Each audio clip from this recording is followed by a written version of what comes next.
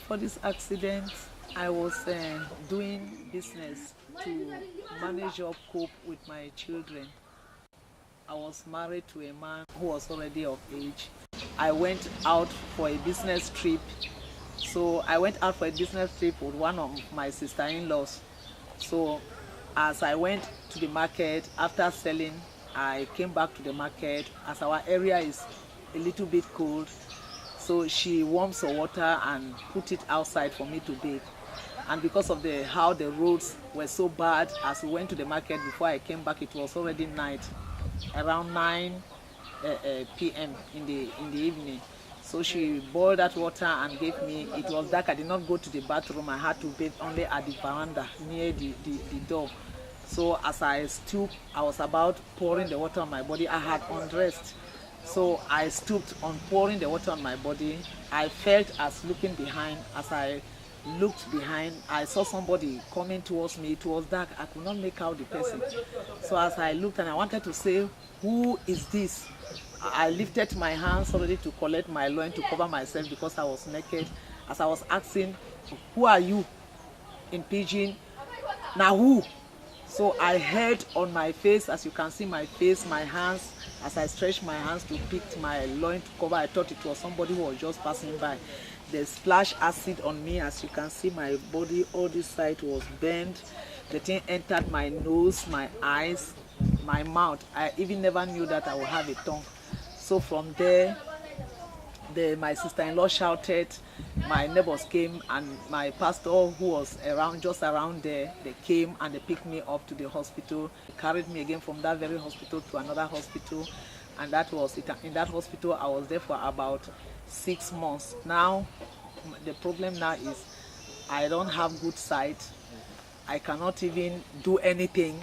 There's no way I can even go to the fireside to even fry granite to put at the door to sell so that I can have something for me and my children to cope, or for these children to carry on their education.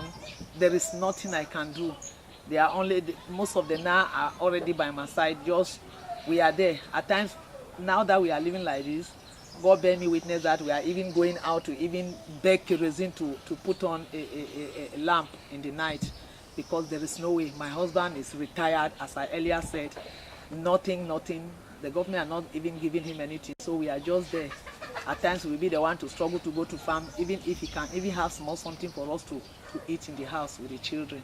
So it is not easy for me and my children. For me, in my heart, I have a suspect, because as I was saying that I'm from a polygamous home where there had been other wives who have delivered bigger children even than myself. There was one of the boys who came right to my house before I went. That when I had gone out for this business, met my little child whom you people saw outside there, and they asked her, where's your mother? We heard that she has come back from her business side, and the child said, no, mama has gone again, she has gone. And the boy was with a knife, that if we have not gotten your mother killed, we will not leave her. That is how the boy went out, and the children called for me. The father was not at home. They called for me. So 1 week, that is 1 week, 4 days, this incident happened. So right deep in my mind, I know that they are the people responsible who have done this. But as because they did not see them, when they asked me, I said that I did not see anybody. So nobody was caught, nobody was done anything. There was no investigation, because just as I've earlier said, that I have no auntie, no uncle, anybody to take care of me. Even as I was struggling with my business, it's only I was struggling with my children and the God whom I'm worshiping.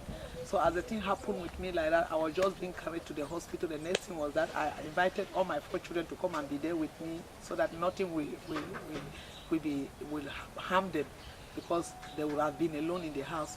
So we were there in the hospital until people only heard it, but nobody followed up. And when they came, they said I should say, well, I just told them that as I did not see anybody physically, I will not call anybody, so let them leave it to God. Vengeance belongs to God. So I just stayed here, and I depended on God, as I've been depending till today. I'm really feeling it very bad, because now like these children are on holidays. Very soon they will need to go back to school. No money for them to go back to school. You see, I was even to still continue to go to the hospitals, but there is no money for me to go to the hospital. The most terrible thing is that I cannot even go to the fireside and cook. To go to church, I used to love being in every meeting in the church, but I cannot go, most especially when there is rain, there is mud. There's no way that somebody will hold me by the hand to take me to the church. It has not been easy. I will sit. I'm indoors. I don't even know how to even do something to help myself, even to eat. At times we go hunger in the house, no food. The most terrible thing is that I even thought that at this condition, a mother who has delivered a child can be by the side of the child to take care of the child. But my mother has abandoned me, my sisters, because when I was doing business, I was even the one taking care of them. But at the same time like this, they have really rejected me. I don't even know what to do. That is the thing that pains me most. I don't know where to go. I'm really rejected.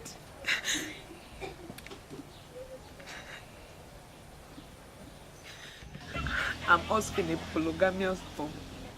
As the youngest wife, the older women, the greater children, always threaten me.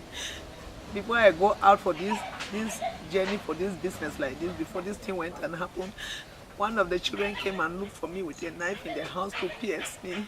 And they have always been promising me being in their father's house. So, in short, even for me to go and stay with that mama in the house, it was only fear for me to come back to my home, because I don't know what they can come and do with my children. Most of them even fear coming back. I even fear at times when I was here to even allow them come to this compound. I would have been saying that if I had somewhere to go, I would have not even been here with these children, because I always fear. The other day, the other one went to school and he told me that one of those boys came and was calling him. I even told that boy, that child, that whenever he sees those boys, let him not even go by their side. So it cannot be easy with me. I have explained how I've been living with my children, even in fear, because of this monogamous home I found myself. My late grandmother forced me to eat. So now I'm really sensing danger, because since those children came and looked for me before this thing happened with a knife, and they promised my daughter that they are looking for their mother, and if they have not killed their mother, they will not stay silent. Before just a week or two before this thing happened to me. So since me, who I thought I'm the breadwinner of my children, they have no uncle, no auntie, no grandmother, nobody. I was the one taking care of my mother and my sisters. So as this had happened to me like this, I will just say that indeed I don't know what to say. I just know that it is finished with me and my children. So I've always been praying and crying to God, who is seeing me alone. He is the one seeing me, and he's the one who knows how he can connect me for help. So it is just a surprise for me to see the Agatha Foundation team coming to me. I was even surprised how I was connected to them. As I saw them today like this, I just know that indeed God has remembered me, and I believe that the heavens have been opened to me and my children. So I'm very happy, and I know that really God has answered my cry. As the Agatha Foundation is here today, do you have a particular message for them and for those who are watching at you?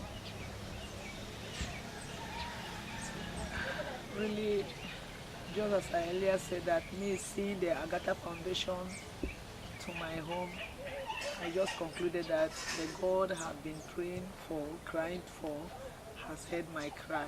Because first, I've been hearing that they are doing whether plastic surgery, because when I move around, for me to go even along, people look at me, I always feel bad. If something can be done to me like this, plastic surgery, and secondly, the education of my children, that is really my cry, and where I can only stay with my children secured from these fears that I've been trying to tell you people, that have been my cry.